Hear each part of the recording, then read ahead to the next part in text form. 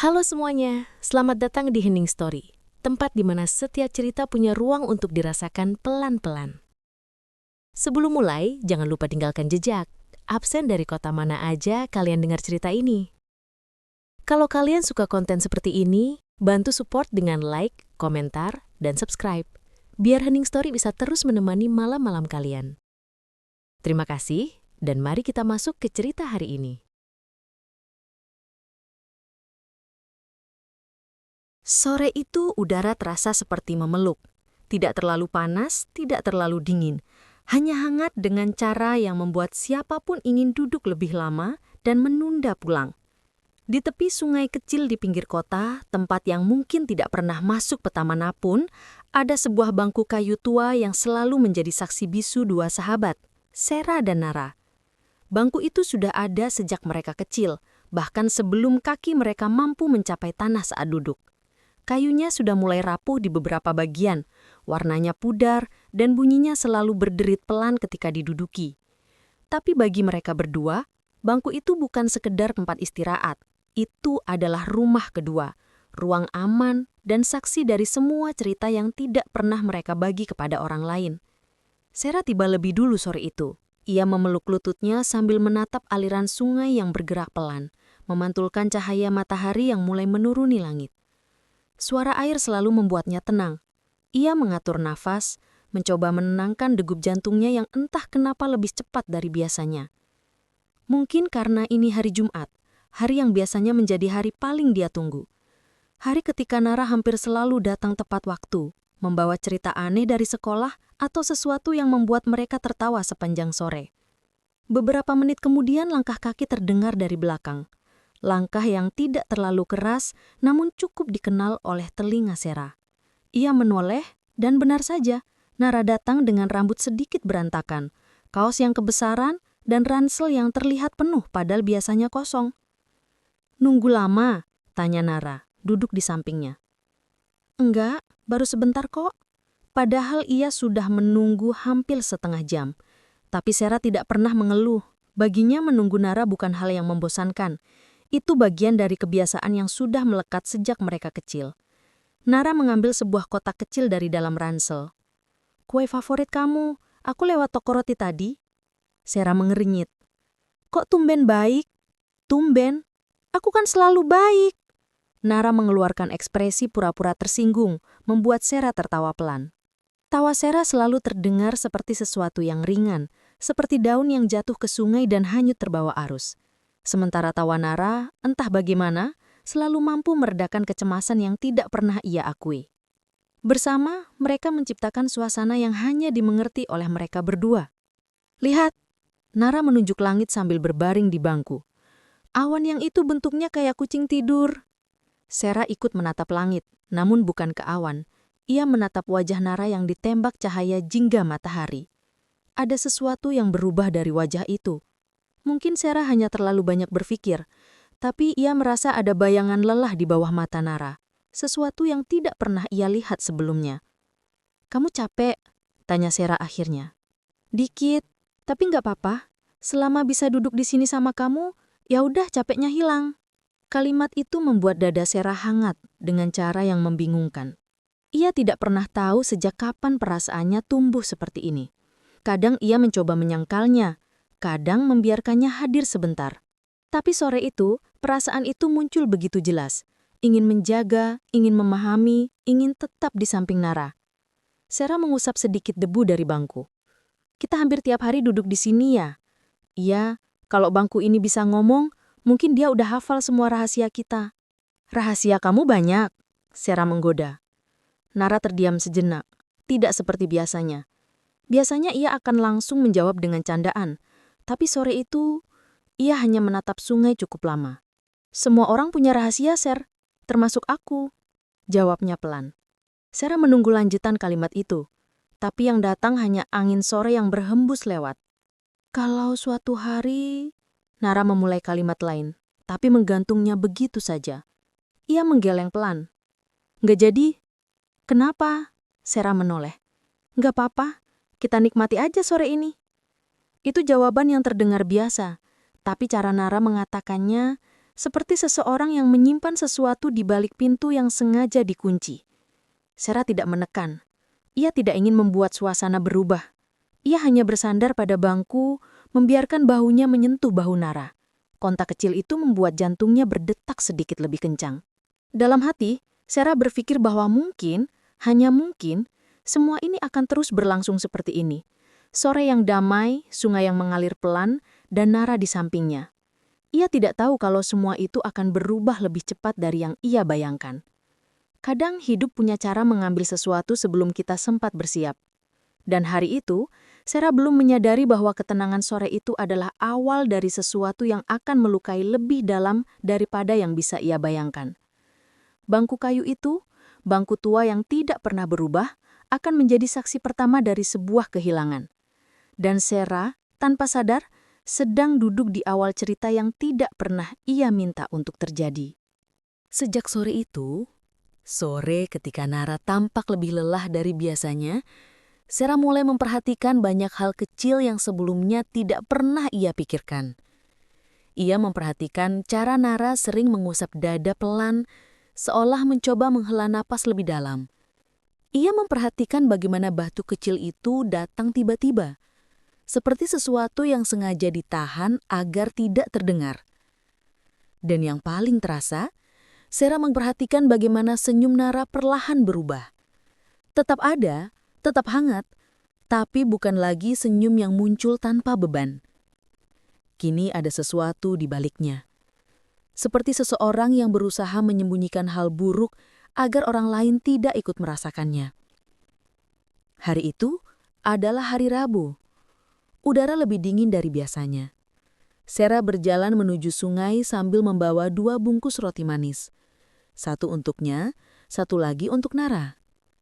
Ia tahu Nara suka roti dengan krim vanila. Dan entah kenapa, akhir-akhir ini ia ingin melakukan hal-hal kecil untuk sahabatnya itu. Ia tiba lebih dulu, seperti biasa. Bangku kayu tua itu masih berdiri. Tetap setia, tetap menjadi tempat mereka berteduh dari keributan dunia. Sarah duduk, menatap air sungai, lalu menatap jam di ponselnya.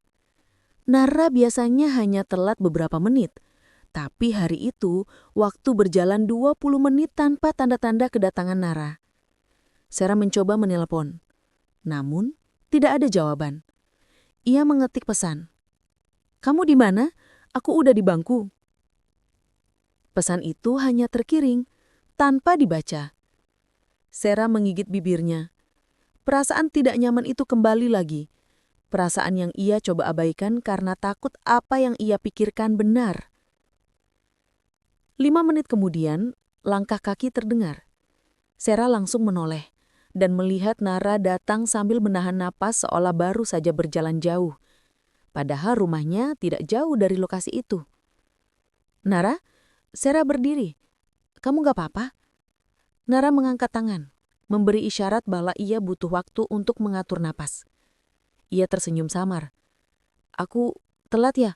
Maaf." Sarah menatapnya dari ujung rambut hingga ujung kaki. "Kamu capek banget? Kamu habis olahraga atau apa?" "Enggak," jawab Nara cepat sambil duduk. "Aku cuma keburu-buru." Sarah ikut duduk meski hatinya tidak percaya. Ia memberikan roti yang ia bawa. "Ini buat kamu, aku beli tadi. Kamu suka yang ini kan?" Wajah Nara langsung berubah. Ada senyum, senyum yang benar-benar tulus kali ini. Senyum yang membuat Sarah merasa seluruh usahanya terbayar. "Terima kasih, kamu selalu ingat," kata Nara pelan. Tapi bahkan saat ia membuka bungkus roti itu, jari-jari Nara terlihat sedikit gemetar. Sarah memperhatikan, mencoba sehalus mungkin agar Nara tidak sadar. Ia tidak mau membuat sahabatnya itu merasa diawasi. "Aku perhatiin, kamu sering batuk akhir-akhir ini?" ujar Sarah mencoba berbicara pelan. Nara menggigit roti kecil itu lalu menatap sungai. "Udah mendingan kok." "Beneran?" "Iya, mungkin masuk angin." Sarah tidak puas dengan jawaban itu. Tapi ia tahu Nara tipe orang yang tidak suka diganggu ketika sedang menyembunyikan sesuatu. Dan Sarah selalu takut jadi orang yang memaksa. Mereka makan tanpa banyak bicara. Angin sore berhembus membawa aroma tanah yang basah, sementara langit mulai berubah warna menjadi jingga yang lembut. Seharusnya suasana itu terasa menenangkan, namun bagi Sera hari itu terasa lain. Sunyi terasa lebih berat, lebih padat, seolah membawa tanda yang tidak bisa ia baca. Nara tiba-tiba memecah kehinangan. "Ser, kamu pernah ngerasa kayak dunia tuh jalan lebih cepat dari yang kamu sangka?" Sera menoleh. "Bingung. Maksud kamu?" "Kayak waktu tuh nggak ngasih kesempatan cukup buat kita nyiapin diri." Nara menatap sungai, matanya tampak jauh. Sesuatu tiba-tiba berubah, dan kamu cuma bisa terima. Sera menelan ludah. Ada sesuatu di dada yang terasa sesak. "Nara, kamu ngomong apa sih?" Nara tertawa pelan tapi tawanya tidak menghibur. "Bukan apa-apa, aku cuma lagi kepikiran aja." "Kamu bikin aku khawatir." "Kamu jangan khawatir, serius." "Tapi aku khawatir." Sera memegang lengan Nara perlahan. "Aku nggak mau kamu bohong soal kondisi diri kamu." Nara menatap tangan Sera di lengannya, lalu menatap wajah Sera. Ada banyak hal di mata itu. Takut, lelah, dan sesuatu yang mirip penyesalan. "Ser," Nara berkata pelan, "kamu selalu jadi orang yang aku pikirin pertama kali kalau aku lagi ngerasa buruk." Sera terdiam. Kata-kata itu jatuh ke dalam dirinya seperti batu kecil yang tenggelam dalam kolam, membuat riak-riak kecil yang menyebar pelan tapi pasti.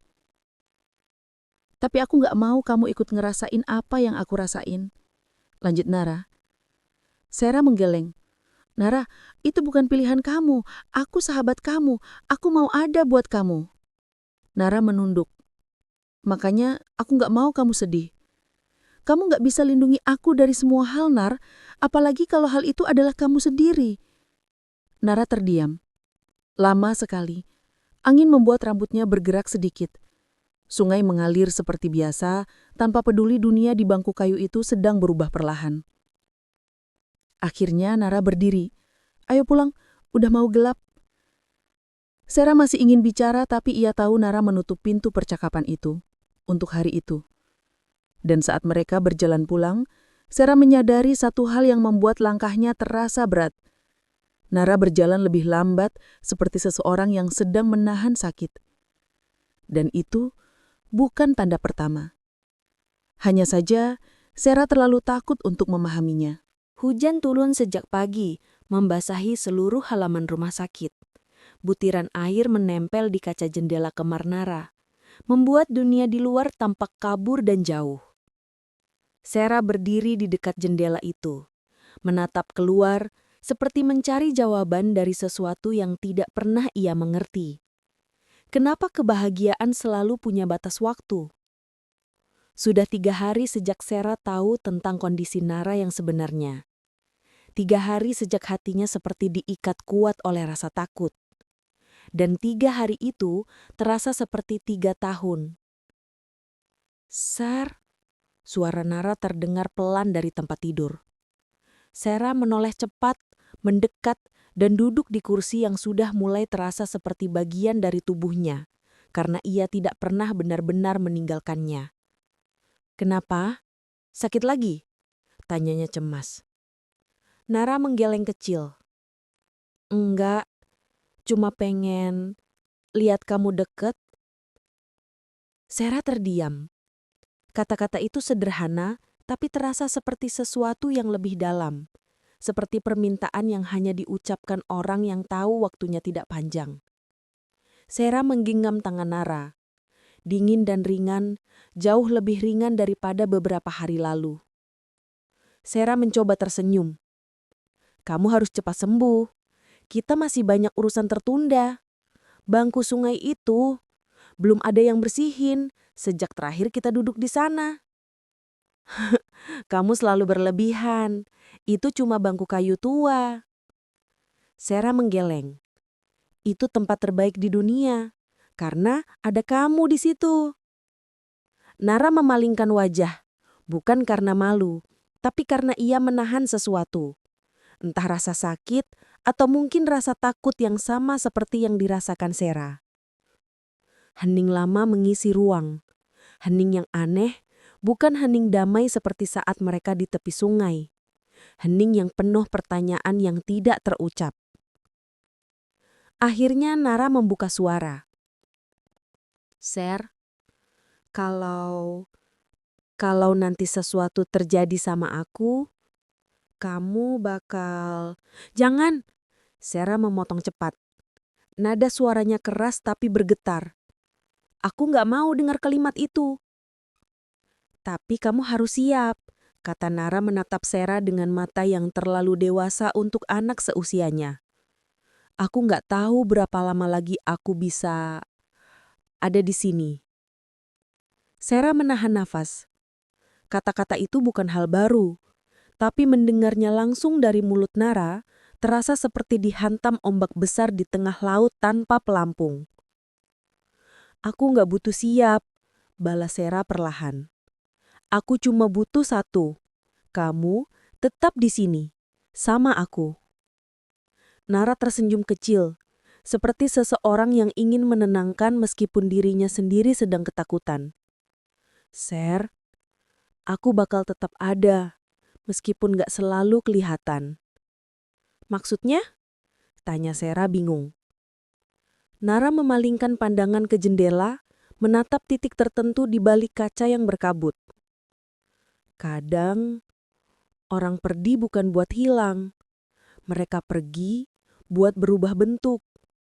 Jadi kenangan misalnya, atau jadi doa." Sera memejamkan mata sejenak. "Kamu ngomong kayak orang yang sudah nyerah."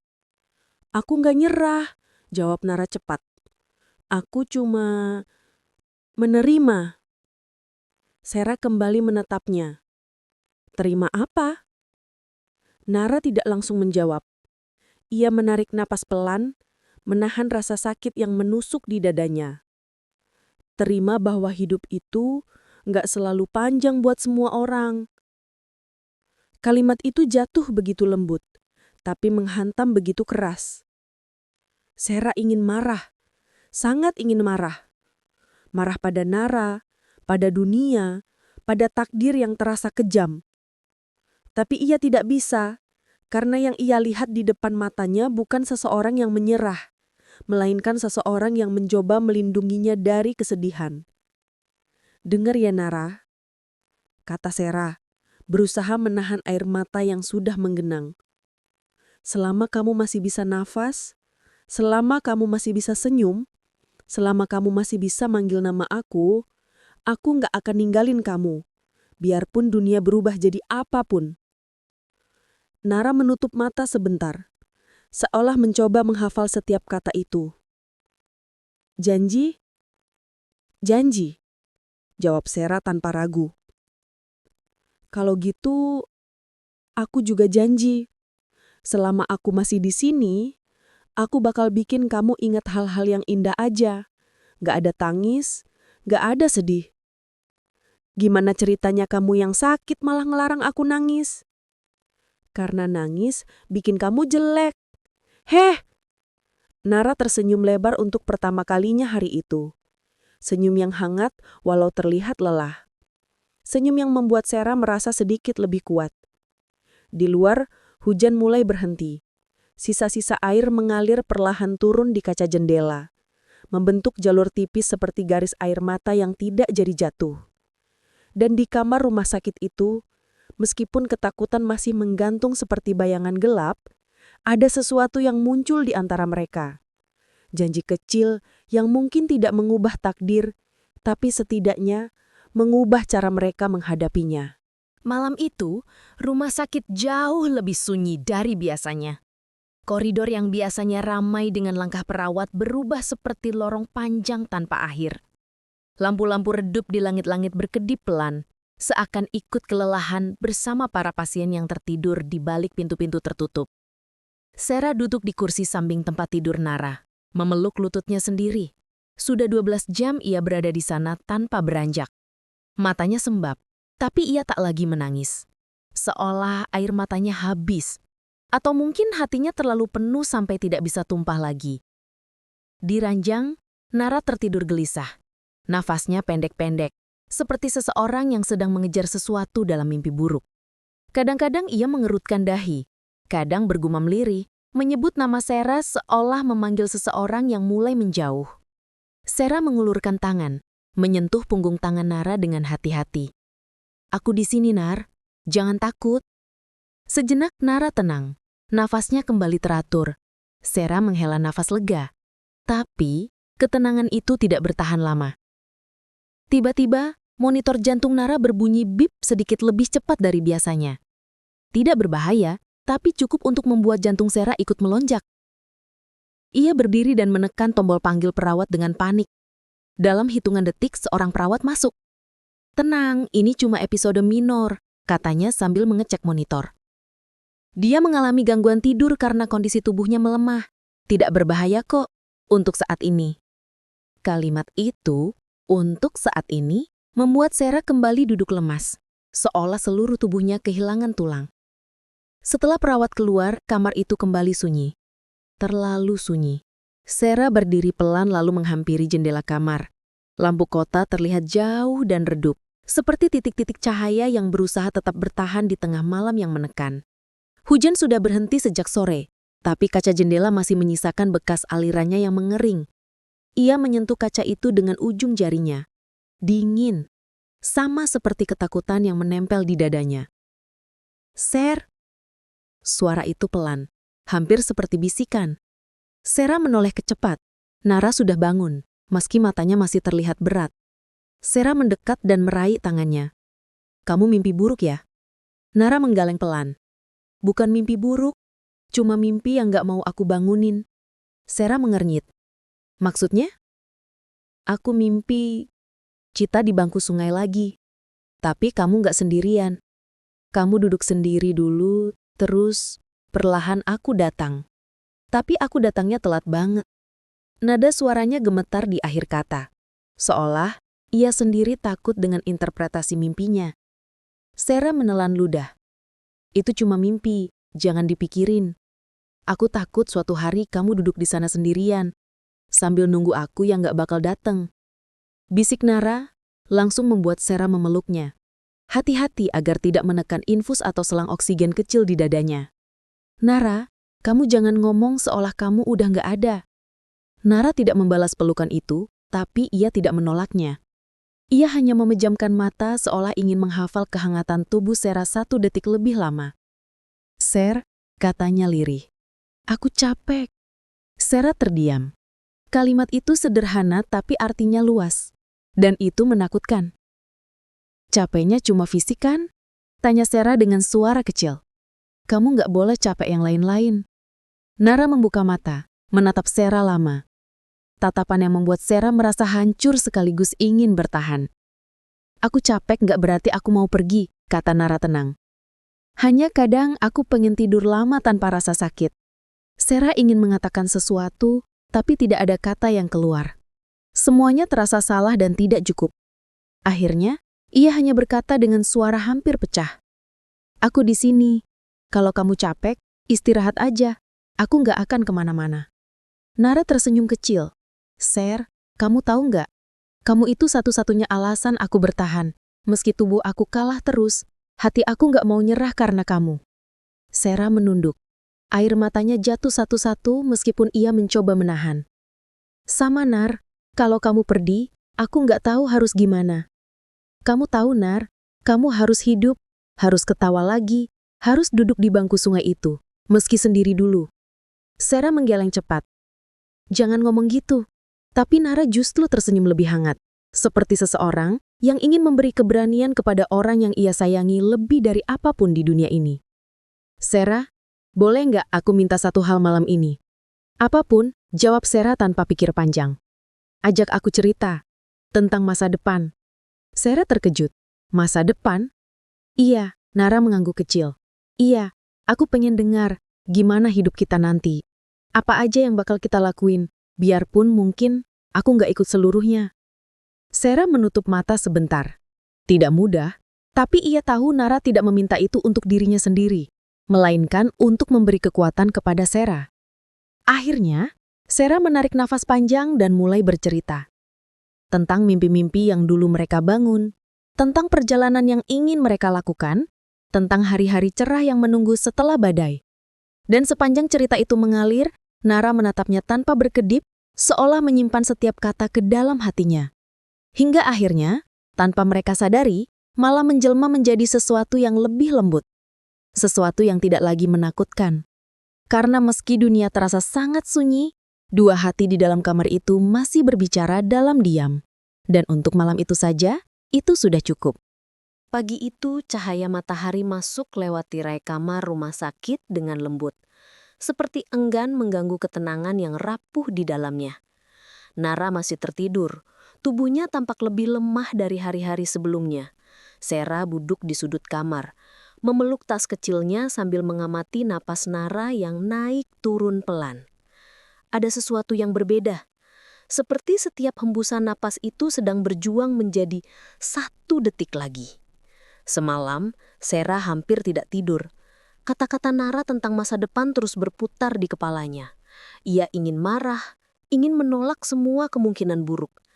Tapi ia juga tahu, semakin keras ia menolak, semakin sakit rasanya. Ketika ia tenggelam dalam pikirannya sendiri, pintu kamar terbuka pelan. Mama Nara masuk dengan wajah letih, membawa termos kecil dan beberapa buku catatan. "Sera, kamu belum pulang?" tanyanya lembut. Sera menggeleng. "Aku takut kalau aku pergi sebentar, Nara bangun dan nyari aku." Mama Nara tersenyum tipis, namun matanya merah. "Dia beruntung punya kamu." Sera menunduk, tidak tahu harus menjawab apa. Mama Nara duduk di dekatnya dan meletakkan beberapa buku catatan itu di meja kecil. "Ini buku-buku yang ada di tas sekolahnya. Aku baru sempat bawakan hari ini." Sera mengangguk. Lalu matanya tertuju pada satu buku yang terlihat sedikit lebih tebal dan dibuat dari sampul coklat polos. Tidak ada label, hanya tulisan kecil di sudutnya. "Untuk nanti." Sera menelan ludah. "Bu, ini apa?" Mama Nara memandang buku itu lalu tersenyum getir. "Itu buku yang selalu dia bawa sejak sebulan lalu. Dia bilang itu untuk sesuatu yang belum siap dia kasih tahu ke siapapun." Perut Sera terasa menegang. Ia mengangkat buku itu perlahan-lahan, seperti memegang sesuatu yang bisa pecah sewaktu-waktu. "Nara tahu dia sakit sejak kapan, Bu?" Pertanyaan itu keluar tanpa bisa Sera tahan. Mama Nara terdiam lama. Sangat lama, sampai Sera merasa menyesal telah bertanya. Akhirnya, dengan suara yang hampir tidak terdengar, ia menjawab. 2 bulan lalu." Sera menutup mulutnya, matanya mulai berkaca-kaca. 2 bulan? Dan dia nggak bilang apa-apa ke aku. "Dia takut kamu sedih," kata Mama Nara, tersenyum dengan mata yang basah. "Dia bilang kalau Sera sedih, dia ikut sakit, jadi dia berusaha pura-pura kuat." Kalimat itu menghantam Sera seperti badai. Ia memeluk buku bersampul coklat itu erat-erat. Tak lama Mama Nara keluar meninggalkan ruangan untuk berbicara dengan dokter. Sera membuka buku itu perlahan-lahan, halamannya mengeluarkan aroma kertas baru yang familiar. Halaman pertama kosong, begitu juga beberapa halaman berikutnya. Hingga halaman ke-12, ia menemukan tulisan tangan Nara. Tulisan yang miring dan sedikit berantakan. Tulisan yang selalu ia ejek, tapi secretly ia hafal. "Untuk Sera, kalau kamu baca ini, berarti aku lagi nggak bisa ngomong banyak. Atau mungkin aku lagi tidur panjang." Sera langsung menggigit bibir bawahnya, menahan isak yang ingin pecah. Nara melanjutkan, "Aku nggak tahu kapan aku bakal berani bilang semuanya ke kamu. Tapi ada banyak hal yang pengen aku simpan di sini biar kamu bisa baca nanti. Jadi, ini semacam surat panjang, surat yang mungkin nggak akan selesai." Sera menusap matanya. Bayangan Nara menulis ini sendiri, menahan sakit sambil memikirkan dirinya membuat dadanya sesak. Ia lanjut membaca. "Sera, kamu tahu nggak? Kamu orang pertama yang bikin aku ngerasa dunia ini nggak semenakutkan itu. Waktu kita pertama kali duduk di bangku tepi sungai itu, aku cuma pengen main sebentar. Tapi ternyata dari hari itu, aku selalu punya alasan buat hidup." Sera menutup buku sebentar, menarik napas panjang sambil menahan tangis. Air matanya jatuh satu demi satu ke punggung tangannya. Ia membuka lagi. Sera, aku takut kamu bakal benci aku karena nyembunyiin semuanya. Tapi aku lebih takut bikin kamu khawatir. Kamu tahu kan, kamu itu kelemahan aku sekaligus kekuatan aku. Di halaman berikutnya, ada coretan-coretan tulisan yang dicoret ulang berkali-kali, seperti Nara coba memilih kata yang paling tepat.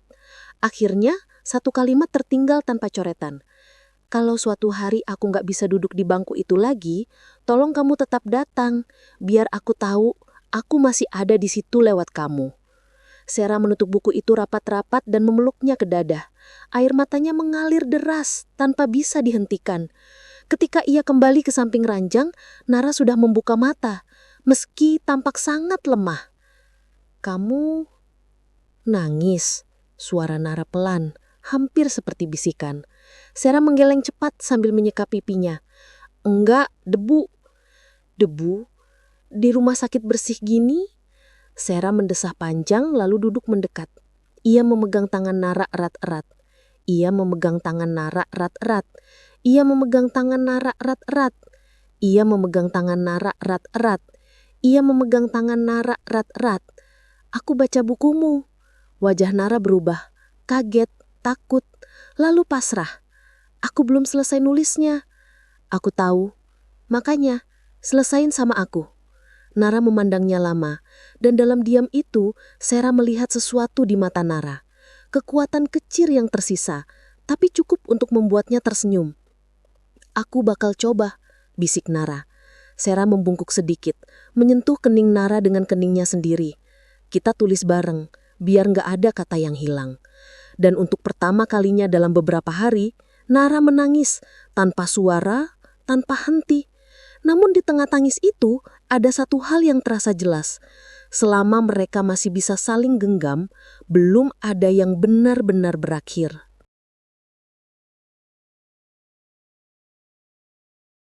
Pagi itu, langit justru cerah. Terlalu cerah untuk hari yang sebenarnya berat. Cahaya matahari memantul lewat jendela rumah sakit dan mengenai wajah Nara, membuat kulitnya yang pucat tampak hampir transparan. Sera duduk di kursi dengan posisi sedikit membungkuk, sambil memegang buku coklat itu. Ia membolak-balik beberapa halaman kosong, berharap ada tulisan yang tiba-tiba muncul. Tapi tentu saja tidak. Nara terbangun perlahan, matanya hanya terbuka setengah. Paginya cerah banget ya, gumamnya. Sera mendekat, menahan senyum. Iya, langit kayaknya pengen terlihat baik hari ini. Nara menatap Sera lama, lalu berkata dengan suara pelan, mungkin langit tahu sesuatu yang kita nggak tahu. Sera menegang seketika. Jangan ngomong yang aneh-aneh. Nara tertawa kecil, tapi suaranya lemah. Bercanda? Setengah bercanda sih. Ada jeda sunyi yang panjang, sunyi yang tidak memisahkan mereka, tapi justru menghubungkan. Seperti dua jiwa yang saling tahu bahwa kata-kata tidak lagi cukup. Sekitar pukul 10 pagi, dokter datang memeriksa kondisi Nara. Sera berdiri di sisi ruangan. Tubuhnya kaku seperti batu. Bagaimana, Dok? Tanya Mama Nara dengan suara bergetar. Dokter menghela napas pelan sebelum menjawab. Beberapa fungsi tubuhnya mulai menurun. Dia mungkin akan lebih sering tidur dan kelelahan. Yang terpenting sekarang adalah kenyamanannya. Kata kenyamanan itu seperti kode rahasia. Pertanda bahwa harapan bukan lagi tentang sembuh, tapi tentang tidak kesakitan. Sera menunduk, menggigit bibir, berusaha tidak menangis lagi. Ia sudah terlalu sering menangis sampai merasa rasa sakit itu justru bergerak ke tempat lain. Ke bahunya, ke punggungnya, ke otaknya. Setelah dokter keluar, Nara memanggil pelan. Sir, sini. Sera mendekat dan duduk di sampingnya. Nara menatap wajah Sera dengan perlahan. seperti sedang menghafal tiap detail. Mata, bibir, alis, semuanya. "Sir, aku mau minta satu hal lagi." Sarah langsung menelan ludah. Hati kecil di dadanya langsung memukul-mukul, takut akan permintaan yang buruk. "Apa?" Nara menggerakkan tangannya, meminta buku coklat itu. Sarah memberikannya tanpa bertanya. Dengan tangan yang gemetar, Nara membuka halaman yang kosong. Halaman berikutnya setelah surat yang Sarah baca kemarin. "Aku mau nulis hari ini," katanya pelan. Sarah mengangguk cepat. "Aku bantu?" "Jangan. Aku mau coba sendiri." Nara mengambil pena. Tangannya sangat lemah, sampai pena itu hampir jatuh dari genggamannya. Sarah bersiap menangkap kalau-kalau ia kehabisan tenaga. Tapi ia tidak menyentuhnya. Ia hanya memperhatikan. Nara mulai menulis. Huruf-hurufnya kecil, goyah, dan tidak rapi. Kadang pena berhenti di tengah jalan ketika ia tidak kuat meneruskan. Setiap tarikan napas terdengar seperti upaya keras. Sarah menggigit lidahnya sendiri untuk menahan emosi. Setelah sekitar 5 menit, Nara menjatuhkan pena itu. Ia terengah pelan. Sarah langsung memegang tangannya. "Nara, kamu nggak perlu maksa." Nara tersenyum kecil. "Aku nggak maksa. Aku cuma mau ninggalin sesuatu. Aku masih di sini." Suara Sarah pecah. "Kamu nggak perlu ninggalin apa-apa. Tapi suatu hari kamu bakal butuh," jawab Nara lembut. Sarah memalingkan wajah, tak sanggup melihat mata Nara. Siang menjelang dengan perlahan. Nara tertidur nyenyak, mungkin lebih nyenyak dari sebelumnya, karena ia tidak lagi bergerak gelisah. Sarah duduk di sampingnya dan membuka halaman yang tadi ditulis Nara. Tulisan itu pendek, sangat pendek. "Sir, kalau hidup ini punya garis akhir, aku cuma berharap aku berhenti di titik yang masih dekat sama kamu. Aku nggak berani bayangin kamu jalan jauh tanpa aku. Tapi kalau harus, tolong jangan nyalahin diri sendiri. Kamu adalah hal paling indah yang Tuhan titipin ke aku." Sarah menutup mulutnya dengan tangan, tubuhnya bergetar hebat. Air matanya jatuh di halaman itu, menyerap ke dalam kertas, menyatu dengan tulisan yang dibuat dengan sisa tenaga terakhir Nara. Ia meraih tangan Nara dan menempelkannya ke pipinya. "Kamu bodoh," suara Sarah pecah. "Aku nggak mau jadi alasan kamu nahan sakit." Nara membuka mata perlahan meski setengah sadar. "Aku nggak nahan. Aku bahagia." "Bahagia gimana?" tanya Sarah cepat. Hampir marah. Nara tersenyum. Sangat kecil, tapi nyata. "Bahagia karena kamu ada." Sarah menunduk, meneteskan air mata di tangan Nara. Ia tidak tahu bagaimana cara menahan dunia yang terasa pecah. Tidak tahu apa yang harus dilakukan untuk mencegah sesuatu yang tidak bisa dicegah. Yang ia tahu hanya satu. Ia ingin waktu berhenti. Sesaat saja, biar ia bisa menahan tangan ini lebih lama. Menjelang sore, pernapasan Nara mulai lambat. "Tidak berbahaya," kata perawat. Tapi Sarah tahu, ini bukan seperti sebelumnya. Ada sesuatu yang terasa berbeda, seperti akhir dari sebuah lagu yang perlahan-lahan meredup. Sarah berbaring pelan di sisi randang, tanpa menyentuh selang atau infus, hanya menempelkan kepalanya di bahu Nara. "Nara," bisiknya, "aku di sini." Nara tidak menjawab, tapi jemarinya bergerak sedikit, menyentuh punggung tangan Sarah. Gerakan kecil, tapi cukup untuk membuat Sarah menggenggamnya erat-erat. Malam turun perlahan. Dan untuk pertama kalinya sejak Nara sakit, Sera merasa hari itu berlalu terlalu cepat. Seolah waktunya memang disengaja dipercepat, tanpa peduli siapa yang belum siap. Pagi itu seharusnya sama saja seperti pagi-pagi sebelumnya. Tetapi bagi Sera, waktu terasa bergerak dengan keanehan yang sulit dijelaskan. Lampu koridor rumah sakit masih menyala meski matahari sudah naik tinggi. Dan aroma disinfektan yang tajam terasa lebih menusuk dari biasanya. Ia berjalan pelan menuju kamar Nara, membawa termos kecil berisi teh hangat. Hal kecil yang belakangan menjadi rutinitasnya. Seolah dengan menyajikan sesuatu yang hangat, ia bisa menahan dingin yang terus menggerogoti hidup Nara. Namun langkah Sera terasa berat kali ini. Sepanjang lorong, jantungnya berpacu tanpa alasan jelas.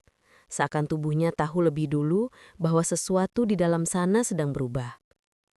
Ketika ia membuka pintu kamar, suara mesin monitor jantung menjadi satu-satunya hal yang menyambutnya.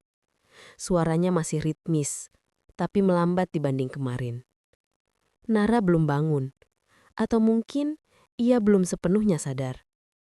Sera mendekat, duduk perlahan di kursi kecil samping ranjang. Jemarinya menyentuh tangan Nara yang terasa lebih dingin dari biasanya.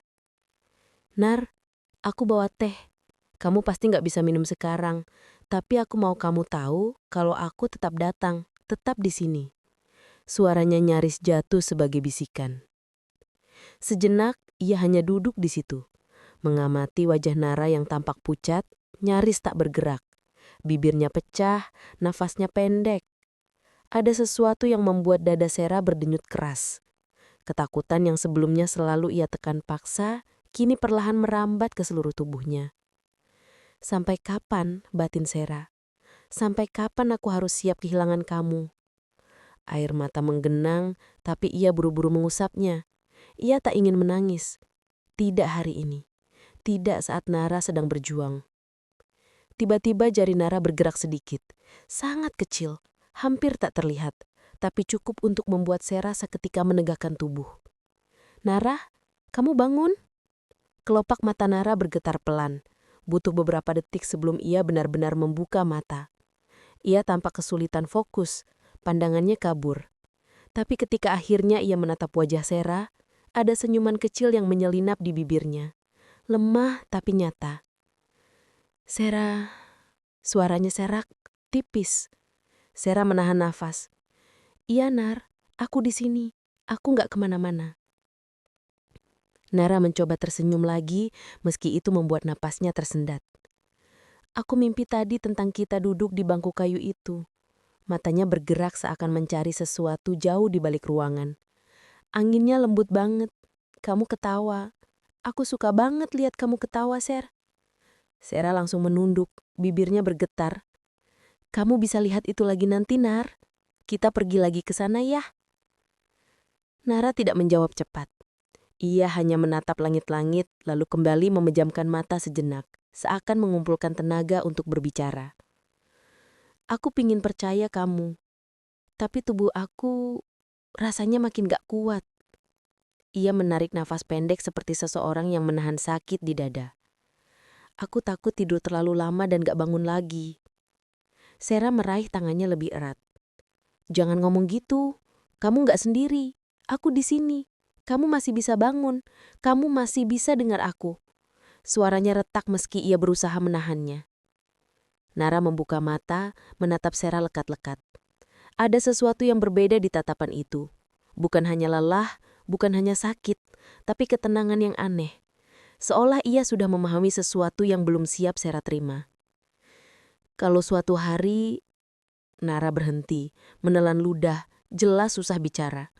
"Kalau suatu hari aku gak ada, kamu jangan sendirian ya. Jangan berhenti hidup hanya karena aku berhenti hidup." Saat itu rasa sakit yang selama ini menghantam pelan dalam hati Sera mendadak memuncak seperti gelombang besar yang runtuh bersamaan. "Nar, jangan. Aku gak mau dengar kalimat kayak gitu." "Sera, dengarkan aku." Nara menggenggam tangan Sera dengan sisa tenaga yang hampir tak ada. "Aku mau kamu terus jalan. Mau kamu tetap cerita, tetap ketawa, tetap duduk di bangku itu meski aku gak ada di sampingmu." Jangan bicarakan seakan kamu akan pergi. Sera membalas dengan suara pecah. Aku belum siap.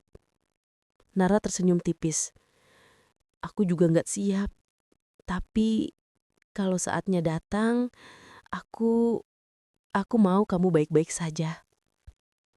Tangis Sera akhirnya jatuh tanpa mampu ia tahan lagi. Kepalanya menunduk, bahunya bergetar, nafasnya tercekak. Nara mengangkat tangan lemah itu mengusap kepala Sera pelan-pelan, meski jelas gerakan itu menyakitinya. Terima kasih, bisik Nara, karena kamu gak pernah ninggalin aku. Sera menggenggam tangannya erat, bahkan terlalu erat. Aku sayang kamu, lebih dari yang kamu kira. Nara tersenyum, matanya perlahan terpejam. Aku juga sayang kamu, Ser. Namun kali ini ia tak langsung membuka mata kembali. Nafasnya menjadi semakin halus, monitor jantung berdetak lebih lambat. Sera mendekat, wajahnya hampir menyentuh dada Nara. Nar, bangun ya, bangun lagi. Aku masih butuh kamu. Tapi tidak ada jawaban. Tidak ada gerakan kecil yang biasanya menenangkan hati Sera. Hanya detak mesin yang semakin lama semakin jarang. Dan keheningan yang begitu menakutkan menguasai seluruh ruangan. Suara langkah kaki terdengar tergesa dari koridor. Sera bahkan tidak sadar kapan ia mulai memanggil perawat, atau bagaimana suaranya seakan pecah dan hilang di antara desahan napasnya sendiri. Yang ia tahu, dadanya terasa seperti diremas dari dalam, sementara tubuhnya tak mampu bergerak dari sisi tempat tidur itu. Perawat dan dokter masuk hampir bersamaan, membawa berbagai alat. Suara mesin ditambah instruksi tergesa memenuhi ruangan yang tadi begitu sunyi. Dalam riuh itu, Sera hanya bisa berdiri membatu, memeluk kedua tangannya sendiri agar tubuhnya tak jatuh. Napasnya tersengal, dan setiap detik terasa seperti satu jarak yang panjang dan kejam. Jantungnya melemah. Suara salah satu dokter terdengar jelas meski berusaha tenang. Sera menggigit bibir, mencoba menahan isak yang hampir meledak lagi. Ia ingin mendekat, ingin memegang tangan Nara, ingin memastikan ia tidak sendirian. Tapi tubuhnya seolah tertahan oleh sesuatu yang tak terlihat. Oleh ketakutan, bahwa jika ia menyentuhnya ia akan merasakan sesuatu yang lebih menyakitkan daripada apapun.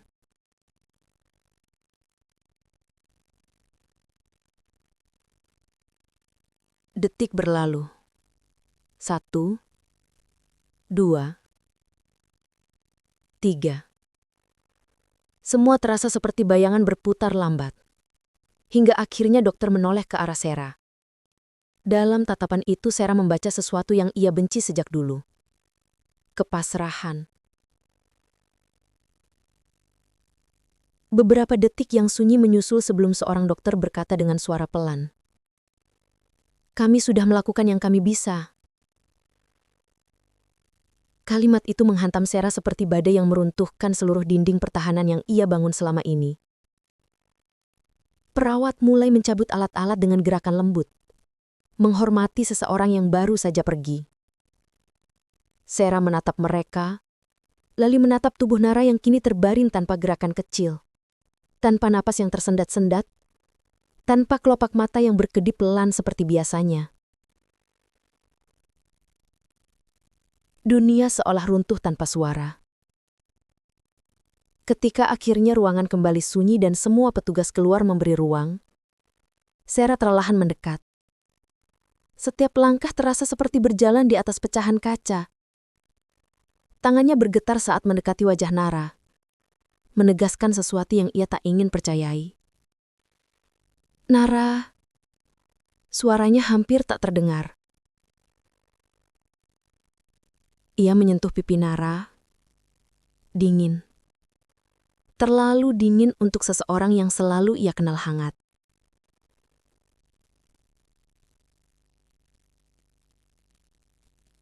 Tiba-tiba, ia tersungkur memeluk tubuh Nara sambil menangis seperti seseorang yang kehilangan seluruh dunia.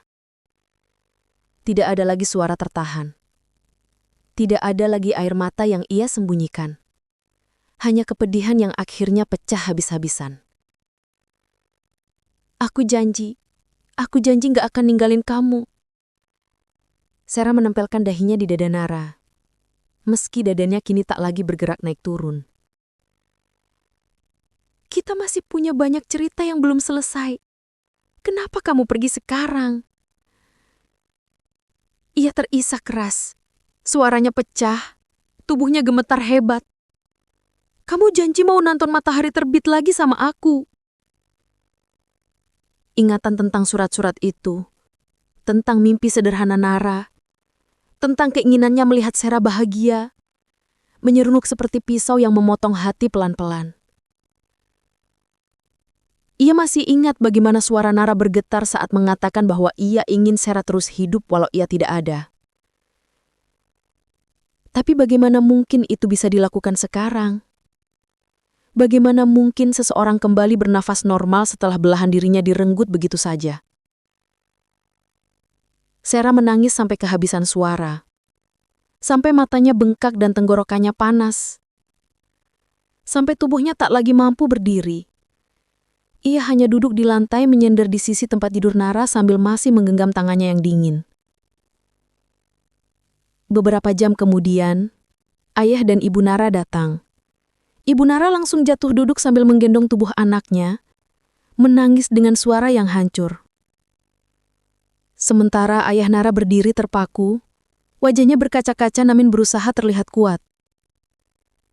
Sarah berdiri perlahan, menghapus air mata meski matanya terus banjir. Lalu ibu Nara memeluk ia. Pelukan yang begitu keras, tapi juga begitu rapuh.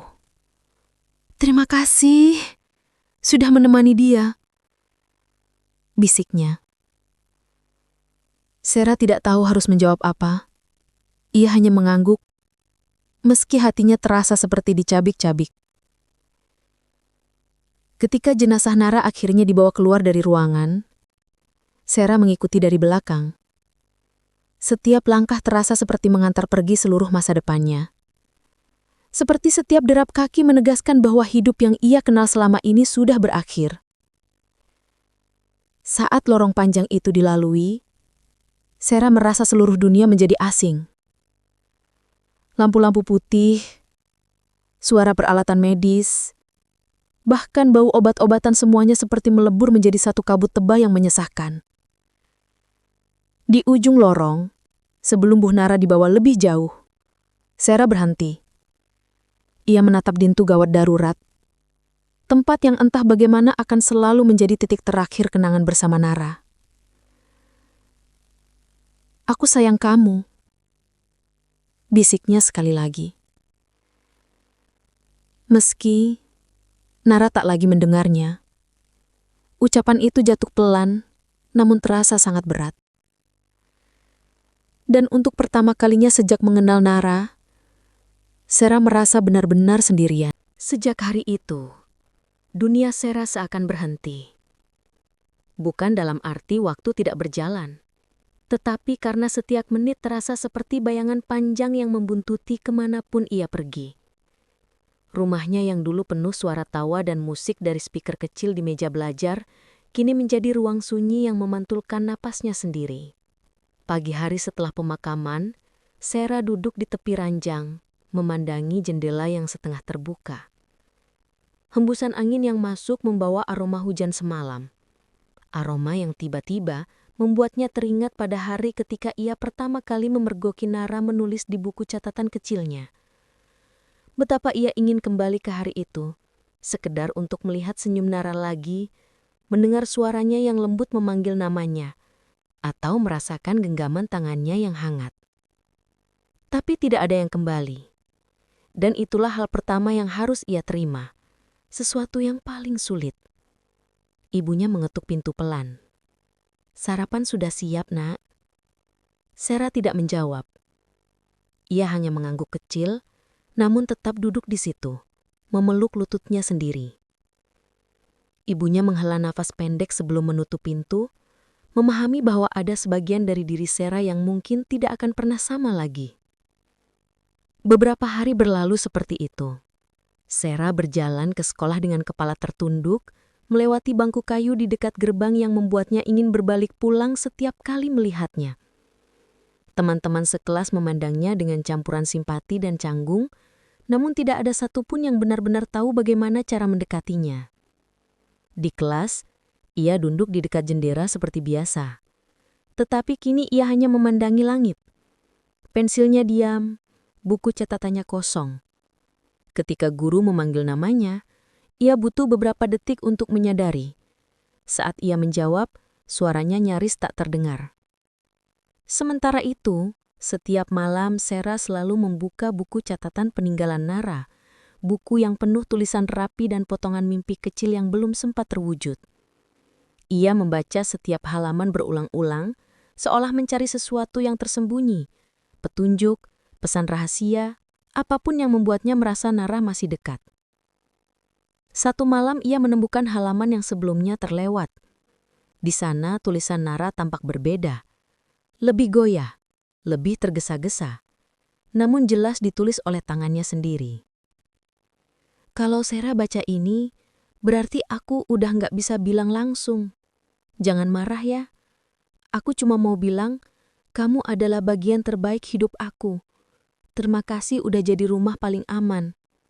Aku titip bangku kayu itu. Jangan berhenti duduk di sana.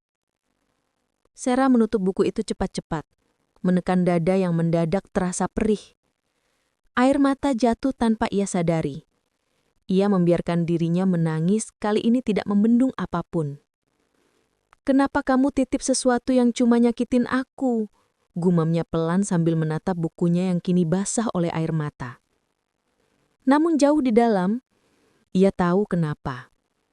Bangku itu bukan sekedar bangku. Itu tempat mereka tertawa, berdebat hal kecil, atau sekedar diam bersama. Tempat di mana Nara pernah bilang bahwa dunia terasa lebih mudah kalau Sera ada di sampingnya. Hari berikutnya, setelah hampir seminggu tidak berani mendekat, Sera berjalan ke taman kecil tempat bangku itu berada. Langkahnya berat. Setiap meter terasa kembali menghidupkan rasa sakit yang belum selesai. Ketika akhirnya ia sampai, bangku itu masih sama. Tayunya sedikit pudar. Beberapa ukiran kecil buatan anak-anak sebelumnya dan dedaunan kering menempel di dudukannya. Sera duduk perlahan, seolah takut bangku itu akan hancur jika ia menekannya terlalu keras. Ia menarik napas panjang, menatap sungai kecil di depannya yang mengalir pelan. Ini tempat favoritmu, aku tahu. Tapi tanpa kamu, tempat ini cuma jadi pengingat kalau aku sekarang sendirian. Namun meskipun ia mengucapkannya, Sera merasa ada sesuatu yang berbeda. Angin sore itu mengusap pipinya dengan lembut. Dan meskipun ia tidak ingin mengakuinya, ia merasakan ketenangan kecil. Tipis, rapuh, seperti benang pertama dari proses penyembuhan yang panjang. Ia membuka buku catatan itu lagi. Ada satu halaman kosong di bagian belakang. Entah kenapa, Sera mengambil pena dari tasnya dan menulis beberapa kata sederhana. Hari ini aku duduk di bangku kita. Aku sedih, tapi aku di sini, seperti yang kamu minta. Tulisan itu bergetar, penuh air mata yang menetes di atasnya. Tapi Sera tidak menghapusnya. Ia ingin halaman itu tetap seperti itu. Jujur, mentah, penuh luka. Saat matahari mulai turun, Sera melihat sekeliling taman. Ada anak kecil bermain bola, sepasang remaja bercanda, dan seorang nenek memberi makan burung. Dunia terus berjalan meskipun dunianya sendiri sempat berhenti. Ia menutup mata, mencoba membayangkan suara Nara memanggil namanya. Tidak ada. Tapi ada rasa hangat kecil di dadanya, seolah kehadiran itu masih menempel samar di udara. Aku akan coba, bisik Sera pada angin. Aku nggak janji akan baik-baik aja sekarang, tapi aku bakal coba. Bangku itu tetap diam. Tapi bagi Sera, diamnya kini tidak lagi menakutkan. Diam itu seperti ruang kosong yang masih ia bisa isi perlahan. Dengan cerita baru, dengan langkah yang berat, dengan doa yang ia panjatkan hampir setiap malam. Ketika akhirnya ia berdiri untuk pulang, Sarah menatap bangku itu sekali lagi. Untuk pertama kalinya sejak kepergian Nara, ia tidak menangis. Bukan karena ia sudah sembuh, tapi karena ia akhirnya mulai berjalan lagi, meski masih tertatih. Sudah hampir 2 bulan sejak kepergian Nara, namun bagi Sarah, waktu sering terasa seperti gelombang yang tak menentu. Kadang bergerak cepat seperti angin yang meniup rambutnya, kadang begitu lambat hingga ia merasa terjebak di antara jeda napasnya sendiri. Hari-hari berlalu tanpa pola pasti. Ada hari ketika ia mampu tersenyum kecil saat melihat matahari pagi, dan ada hari di mana ia bahkan sulit bangun dari tempat tidur. Namun seiring waktu, luka yang semula seperti robekan besar kini mulai merapat pelan-pelan. Bukan hilang, tidak akan pernah benar-benar hilang. Tetapi rasa sakitnya mulai berubah, dari hantaman besar menjadi denyut pelan yang mengingatkan bahwa ia pernah mencintai seseorang sedalam itu. Suatu sore yang tenang, Sarah duduk di kamar, membuka kotak kayu kecil warisan ibunya. Di dalamnya, ia menyimpan benda-benda yang paling berarti. Foto kelulusan orang tuanya, surat lama dari sahabat kecilnya, dan tentu saja, buku catatan peninggalan Nara. Ia menyentuh sampulnya yang mulai kusam. Buku itu hampir selalu ia bawa setiap kali keluar rumah. Seakan dengan begitu, Nara tetap berjalan di sampingnya. Tapi ada satu halaman kosong di bagian paling akhir. Halaman yang belum pernah ia sentuh sejak menuliskan kalimat pertamanya beberapa minggu lalu. Sarah membuka halaman itu. Kali ini, ia tidak menangis. Ia justru tersenyum samar. Sebuah senyum yang lahir dari rasa rindu yang sudah bersahabat dengan waktu. Ia mengambil pena dan mulai menulis. Nar, aku masih belajar. Masih sering jatuh. Masih sering takut. Tapi aku juga masih mencoba, seperti yang kamu minta. Tulisan itu mengalir pelan. Tidak lagi bergetar seperti dulu. Aku pergi ke bangku kita lagi hari ini. Nggak sesakit pertama kali. Aku duduk lebih lama. Lihat sungai yang kamu suka, dengar angin yang lewat kayak bisikan pelan. Rasanya kamu masih ada, meski aku tahu kamu sudah jauh. Sarah berhenti sejenak memandang langit sore yang berubah jingga melalui jendela. Terima kasih, Nar, karena kamu pernah ada, karena kamu pernah memilih aku, karena kamu ngajarin aku cara mencintai dan cara melepaskan. Untuk pertama kalinya, halaman itu terasa lengkap. Namun sesuatu di hatinya berkata, ini bukan akhir cerita mereka. Ini hanya akhir dari satu bab. Beberapa hari kemudian, Sarah memutuskan pergi ke bukit kecil di pinggir kota, tempat di mana orang-orang sering menonton matahari terbit. Tempat itu jarang ia kunjungi sebelumnya. Tapi ia teringat, sesuatu Nara pernah menulis di bukunya. Aku pengen lihat matahari terbit sama kamu suatu hari nanti. Sarah tahu impian itu tidak akan pernah terjadi seperti yang Nara inginkan. Namun ia juga tahu, beberapa janji tidak harus dipenuhi dengan cara yang sempurna. Yang penting adalah niat dan cinta di baliknya. Ia tiba sebelum fajar. Udara masih dingin dan kabut tipis menari di antara pohon-pohon. Ia memeluk jaketnya erat-erat, duduk di batu besar yang menghadap ke timur. Waktu seakan berhenti ketika langit mulai perlahan berubah warna. Dari biru gelap menjadi ungu, lalu ke semburat oranye yang lembut. Ketika matahari mulai muncul dari balik bukit, Sarah tersenyum. Bukan senyum bahagia yang penuh tawa, tapi senyum kecil yang tulus yang perlahan menghangatkan hatinya. Lihat, Nar, aku nonton matahari terbit. Untuk kita. Cahaya matahari jatuh lembut di wajahnya, menghapus bayangan gelap yang selama ini menempel di matanya.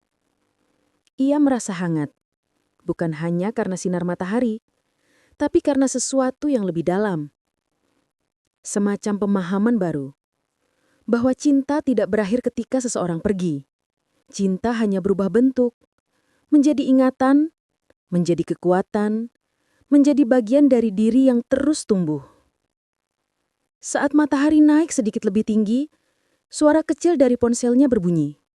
Pesan dari ibunya hanya menanyakan apakah ia sudah makan. Hal sederhana tapi cukup untuk mengingatkan bahwa masih ada orang-orang yang mencintainya dan masih memerlukan kehadirannya. Sarah berdiri, menepuk celananya yang kena embun. Ia memandang langit sekali lagi sebelum berjalan menuruni bukit. "Aku pulang dulu, Nar," ucapnya sambil tersenyum. "Tapi kamu tetap ikut ya, di sini." Ia menepuk dadanya pelan. Langkahnya masih pelan, tapi tidak lagi goyah seperti dulu. Ada ritme kecil yang lahir dari keberanian baru. Keberanian untuk hidup bukan meski kehilangan, tapi karena rasa cinta itu sendiri pernah begitu besar. Beberapa minggu setelah itu, Sarah memutuskan satu hal. Ia akan menulis. Bukan untuk menjadi terkenal, bukan untuk mengabadikan sesuatu yang pahit, tapi untuk menyampaikan cerita. Cerita tentang seseorang yang pernah menemani hari-harinya dengan cara yang paling lembut. Ia membuka laptop, menamai dokumen barunya, "Untuk Nara." Dan dengan tenang ia mulai mengetik. Ini kisah tentang bangku yang diam, seorang anak laki-laki yang terlalu cepat pergi, dan seorang gadis yang perlahan belajar berdamai dengan sunyi. Di luar, angin menggerakkan tirai jendelanya pelan, seolah dunia ikut mendengarkan. Itulah saat Sarah sadam. Ia tidak benar-benar kehilangan Nara. Cinta Nara tetap tinggal. Di bangku itu, di buku itu, di matahari pagi dan dalam hatinya yang akhirnya berani untuk mulai hidup lagi. Dan untuk pertama kalinya, Sarah merasa mungkin ia akan baik-baik saja.